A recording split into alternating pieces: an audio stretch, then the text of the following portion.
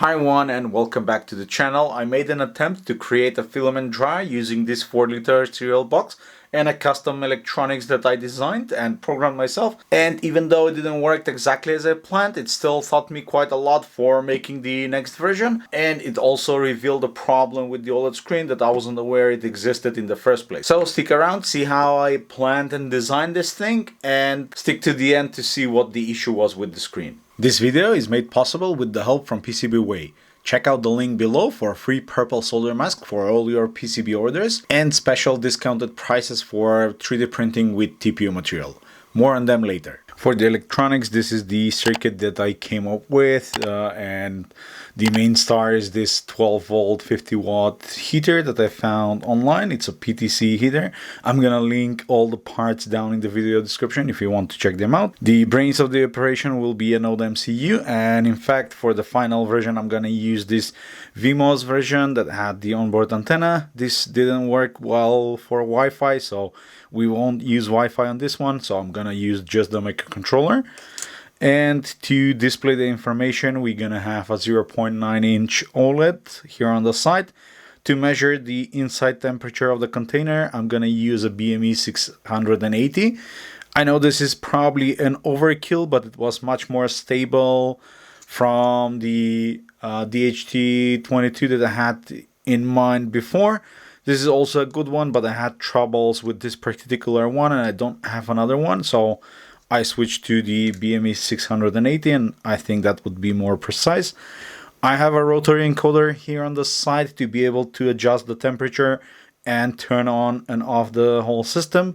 And since this draws a lot of current, about 4.5 amps at full power, we'll need additional circuitry that we can control from the ESP, because this one is 3.3 and it's not enough to drive the MOSFET that I have here directly. I'm using the RFZ44N, which is a standard high power MOSFET. And because it's not a logic level MOSFET, I'm also adding a 2N2222 transistor, so it can be driver for the gate to fully turn it on or off using a 10K pull-up resistor here. I do have a resistor in line with the D8 pin here that I'm controlling that. And also I've added an LED with a resistor in parallel with the heater, so I can visually see whenever power is applied to it. And because in code we are doing some PWM to make some PID control of the temperature, I also wanted to visually see how much power is being sent to the heater, because that LED will go dim as we reduce the power. Now let's power the whole system. And at the moment I'm powering it from my computer. I made a small animation to show my logo, and at the beginning it displays the set temperature being 50 the default. Let me zoom in a bit to show you the interface. Okay, so for you to be able to see the whole sequence, I'm gonna reset the ESP. So you see the logo at the beginning, then we have the default set temperature, which is 50 degrees, and it displays the current measured temperature at the moment as well as humidity. And on the bottom we have the set target as well as the status indicator, whether it's on or off. And if I rotate the encoder, you can see that the temperature goes up and down with 1 degrees at a time, so we can set a different temperature, and this now becomes the new target that the device will try to reach once we turn it on. By default it starts off. There are no timers or anything because I wanted to have the filament inside the box at a set temperature for as long as needed, so no timers or delays. For as long as I left it will stay inside, and I can periodically open the latch on the top to release some of the humidity extracted. Once we are happy with the setup and we have the right temperature that we want to achieve, we can just press on the push button on the rotary encoder, and this will trigger the system to be running and start heating up the PTC element. It's starting to heat up slowly because I'm limiting the current that it's going through, but On the bottom of the screen, you see I have a line that indicates the amount of power being applied, because remember, this is PID controlled. And to see how that works, I'm gonna actually adjust the temperature on the fly. So currently we're measuring 29.7 ambient temperature, and if I reduce the target to, let's say, 33, we're still applying the full power. But if I go to 30, you'll see that the bar at the bottom here now is smaller, and as I increase it, more and more power will be applied, and the LED is also changing in brightness. I'm not really sure how that is visible on the camera, but you see if I overshoot the temperature, so currently I'm measuring 29.9 and the set temperature is 28, it goes into idle state where it waits for it to cool down and there is no power applied on the heater.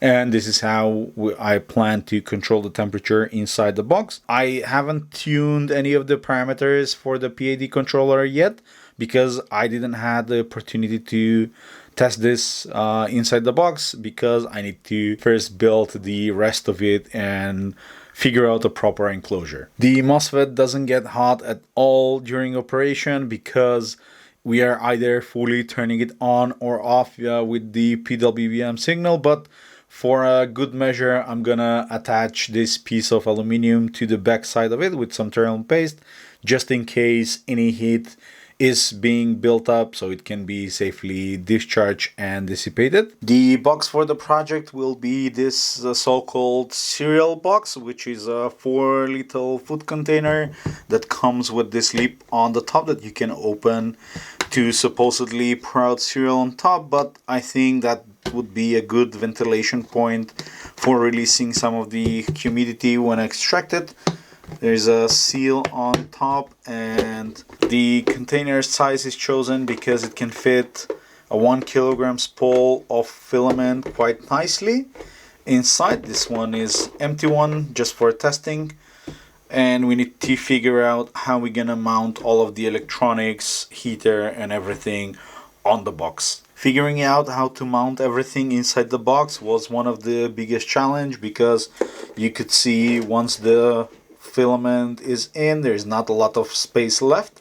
We have some up and down movement, but we need to be able to have some space to have a roller inside, because I want to be able to directly print from the box if I ever want to. So that was one of the challenges. And the heater that I chose and found is actually larger than the box, so we can't really place it here at the bottom, which was my initial idea. But what I came up with, I think it's an interesting plan and system, because I plan to have everything mounted on the lid. On the lid, my plan is to mount the heater like so, because there is enough space inside the box to do so. But because heat moves upwards and this will be on the top, we need a way to force the air through the box, and having a fan inside is also a good idea. So I'm gonna use a 4 centimeter fan to attach to that can draw the air. But as you can see, I needed some sort of an adapter that I can connect both and direct air from the top of the box through the fan and down into the rest of the box. So I drew up this in Fusion, and what this is an adapter that will allow us to place the heater like so, and it directs all the airflow. And we're gonna have the fan mounted here on the bottom with 4 screws. Hopefully that will be enough to draw the air through the fan and circulate it throughout the box so it hits the filament evenly. Now, speaking of 3D prints, these projects will have a lot of 3D printed parts, as you can imagine, and I want to use this opportunity to thank today's sponsor, which is PCBWay. PCBWay is my go-to choice for 3D printed parts as well as other manufacturer parts. You can send them your CAD file and they'll handle pretty much anything: 3D printing, CNC machining, sheet metal, and even injection molding. What I really like is how fast it is. I've uploaded the design and within a few hours they were already printing parts, and the material options are solid. You can go with common plastics like ABS or PLA, or even metals like aluminum and stainless steel. Plus, they don't just send you a rough part. You can get different finishes like anodizing or bead blasting, so your prototype actually looks and feels professional. If you are working on a project and need quick, reliable parts, I'd definitely recommend checking out PCBWay from the link in the video description. To continue with the parts, this will be the top cover, and I'm gonna have the rotary encoder mounted here on the front as so, and this slot here on the top I'm gonna use to pass the connector for the OLED that we're gonna have like so. And this is an actual part that I found online that I'm gonna link down below, which is just a cover for that size OLED, so everything will fit here on the front. This is where we're gonna see all the values and we can adjust it and turn it on from the rotary encoder here.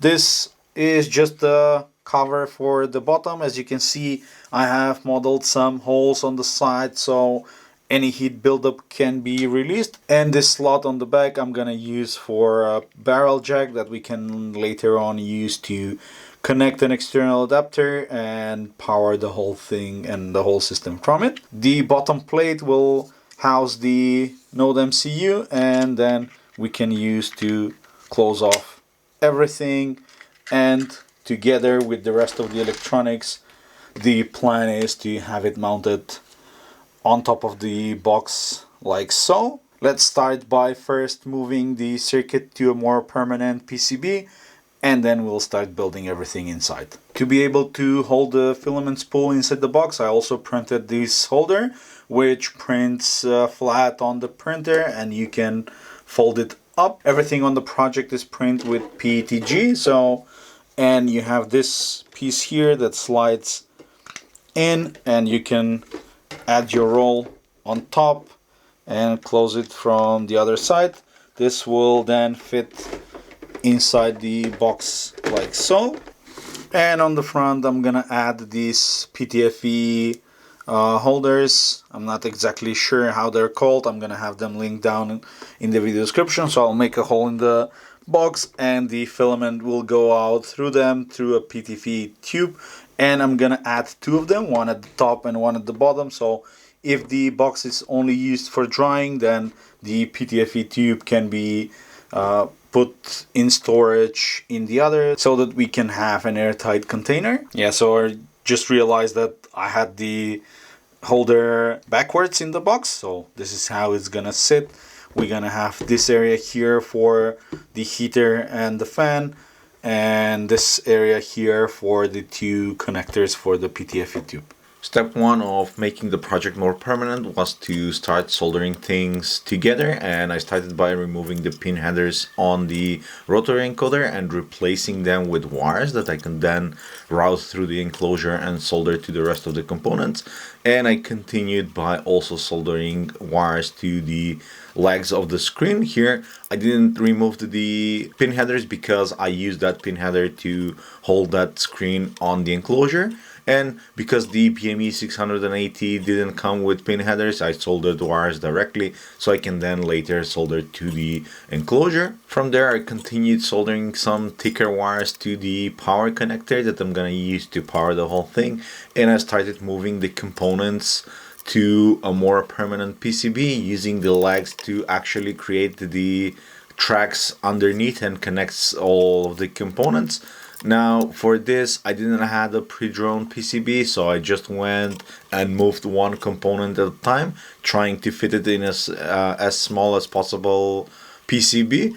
Again, this didn't turn out too well, so maybe for version 2 we can have a more permanent PCB, but it turned out to work just good enough that I needed, and I was able to cram all the components in about 1/3 of this prototyping PCB that I started with. Definitely for a more permanent version it's better to have a dedicated PCB, and this is where PCBWay can help you out with. Coming out of this PCB there will be two wires, one to connect both grounds together, so the ground that we're getting from the external power supply and the ground that we're gonna get from the power supply that will provide 5 volts to the device. And we also need the wire that will connect D8 for controlling that transistor that controls the MOSFET on the board.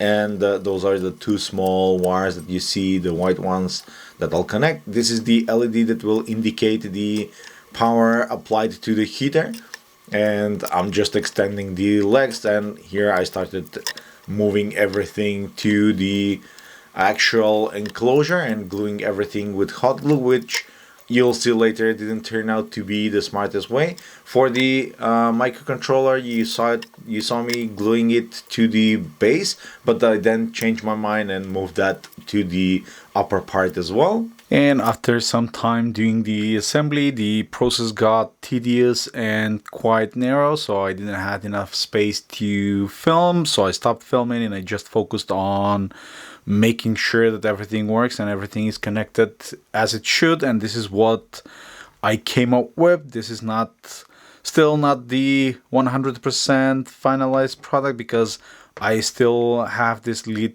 open, so you can see how I added the items. I drilled additional hole here on the case to have the LED showing on top for the heater when it's on, but I'll modify the file that I'll have linked down in the video description to the final version, basically, because I also drilled a hole for the rotary encoder on the front instead of the original one that I had on the side. On the bottom, I have the heater connected with the fan with some screws to the lid, so it's secure and it doesn't hang on anything.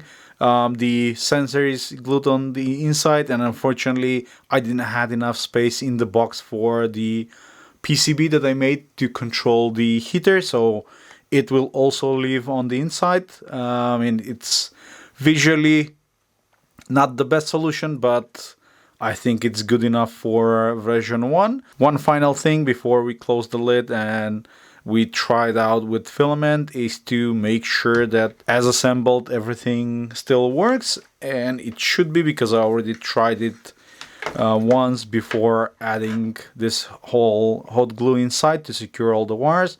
For the 5-volt supply, I'm using a step-down module that takes the 12 volts from the input and steps it down to 5 volts and provide that to the V-in on the NodeMCU. Now let's power it on and see what happens. Okay, so we see the logo, we see the set point, and we have the screen. The fan is spinning, and this is one of the drawbacks, because I didn't want it to have another control signal for the 12 volts. The fan is always blowing air through the heater and circulating air inside the box, even if the whole system is off. But that should not be a problem, because I'm gonna disconnect from the power anyway where nothing used. The box is not intended to store filament, it's just intended to run it and make sure that it's dry and dried out before use. So let's try adjusting the temperature. Okay, that is working. Let's try and turn it on. We have the on, we see the LED, and yep, I can start to feel some hot air coming in. It's not that hot, it's just warm, and it will gradually increase the I can redirect some to the temperature probe so we can see that it goes up. Yeah, so 31.6, 31.7, and it starts to go a little bit up.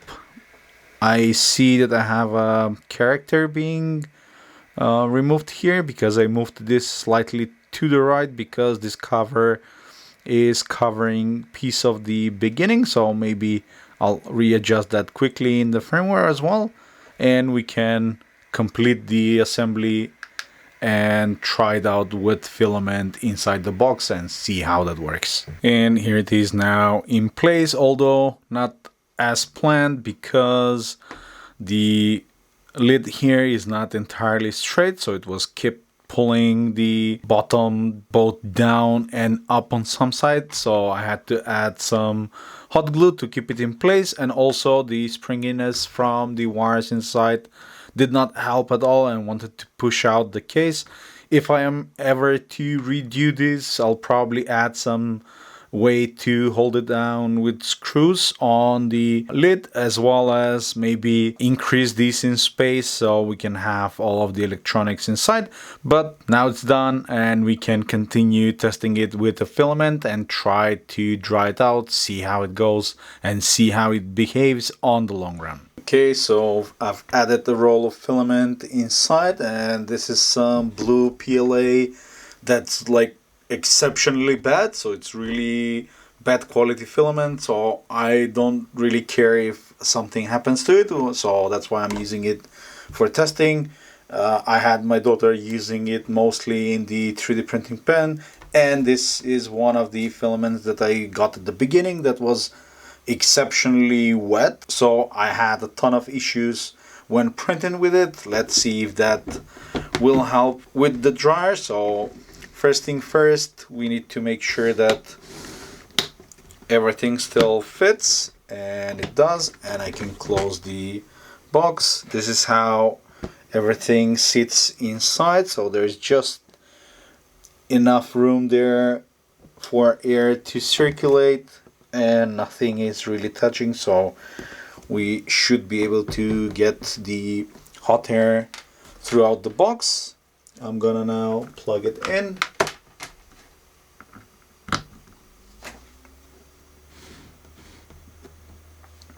And I'm gonna actually start testing with the set point that we have currently at 50 degrees, and we'll see how that will change while running. At the moment we're starting from a temperature of 30 degrees because of all the hot glue, and it's quite warm outside, and humidity of 43% inside the box. So let's turn it on. We have the LED and it's starting to heat up. Let's see how the temperature goes up. Okay, so it's been just like 30 seconds or so, and the temperature started to going up. That means that the heater is working and the fan is circulating the hot air inside. Let's see what happens when we get closer to the target temperature. We are now up to 34 degrees, and I can already start to feel the box being hot at some places, especially here where it's close to the blower, to the fan, as well as on the corner and basically everywhere where air hits. So some of the areas like here on the middle, like here, is relatively cold still, but on the side it's getting hot. And let's see how long it's gonna take to get to the target temperature. And we're now up to 44 degrees, and it's climbing rapidly because now it filled in most of the box with hot air. One of the things that I'm noticing is that maybe in the future I'll probably need to isolate the box so I can contain the heat better, so it doesn't radiate out, and we can reduce the amount of heating that the heater needs to do. But you could also notice that we got a reduction in humidity because hot air can hold a lot more moisture than cold air, and this is one of the principles how the whole drying box operates. It creates a hot environment that can hold a lot more humidity inside the air, and will periodically remove that humidity of the air by circulating that air and taking it outside through this opening here on the top. Since it's getting close to the temperature that we want to achieve, this should hopefully now start reducing the amount of power that it puts to the heater. Right now it's still running on I think almost full power, but hopefully it should start dropping quite soon. Okay, so we went past the temperature, and you can see with the bar we've dropped a little bit in power, but I think we need to do some adjustments to the PID on the controller. Now it's getting reduced significantly, and the LED is getting dimmer and dimmer. I think we're now running at about 70%, I think. Let's see how far it gets and how far it goes. Okay, so judging by the bar, we are at 50% power, and I'm guessing that will reduce. Yeah, so it went slightly down, and we should see a stabilization in temperature. It seems that we've overshot the temperature just a bit, but let's see how far up it's gonna go. You can see that now the power applied is really low, and I think that fluctuated a bit. It was 7 and 8, so 54, and now it should really start cutting off power entirely. You could see the LED is barely lit there, and I think now it's, yeah, so now it's completely off. When it went over 54 degrees, that will still rise because the heater is still hot. It went into idle mode, so the software is mostly working. I think we'll need to do some tuning on the PID values, but for now, let's see how long it's gonna stay before it runs and before we start getting an increase in humidity, hopefully by releasing some of the moisture that's being trapped in the filament. That's a process that could take several hours, so I'm gonna report later on the update before I do any venting, and we'll see how that goes. Okay, so the dryer has been running for about 2 hours now, and it's been sitting around 50 degrees Celsius, but as you can see, I've run into a problem that the screen goes blank. Now the software part is still working because I can still adjust this, and you could see that now the heater went away, so it was turned on, but if I increase it, then the PID will kick in and it will heat with different intensity. So the software side of things is still working, and the wiring is still working because I can unplug it and plug it back in. Okay, this used to work, now it doesn't.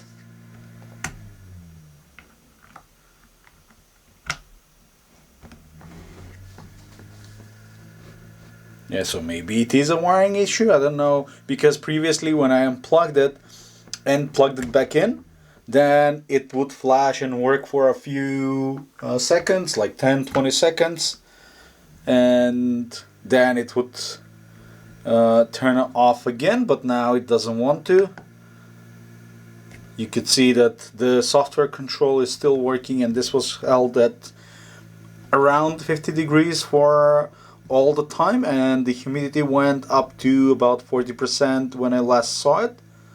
But unfortunately we cannot see this now, and I'll need to leave it to cool down and see if we have an issue with some of the connections. And it is now the next morning. Everything had some time to cool off. I did open the box and you could see it's exactly the same as it was before, so I didn't do any wiring modification at all, but just let it cool down. And if we power it now, you could see that the display now still works, and we can turn it on and off same as before. So everything still works and the display still works, but apparently the temperature that this got to somehow is affecting its operation, and the screen goes off when it's get hot. Hey, Bill from the future here. As you can see, I'm now testing the setup with the case open where it can cool off, and this has been running for a couple of hours now without any issues, and the screen stays on. As you can see, it currently settled at exactly 50 degrees with about half power applied to the heater, and I'm currently running this through a power meter. And apologies for it being upside down. It's currently using about 36 watts of energy. Right now, what I'm seeing verifies my theory that the heat is affecting the screen and it turns off somehow. If you have any ideas, let me know down in the video comments. Now back to the usual video ending. Now I know that you guys are smart and that you've given me a constructive feedback in many projects before. So I'm gonna pause the project for this video as it is. I'm gonna ask you to leave any feedback down in the video comments to how we can improve this setup, how we can make it better. And then with all that feedback and all the ideas that I have for maybe adding some isolation piece and making the box bigger, we're gonna work on version 2 of the project. Before it turned off at the maximum heating, so after it was running for about 2 hours so, the humidity went down to about 30% and then it went up to about 40%, so it started to release some humidity from the filament. Unfortunately, it didn't work for long enough so we can properly test it and we can have proper result, at least not for version 1. Again, if you have any ideas on how we can improve and fix this setup, then be sure to leave them down in the video comments. Make sure to subscribe so you don't miss any of the future videos and the update on the filament dryer, and I would see you all in the next one. Cheers!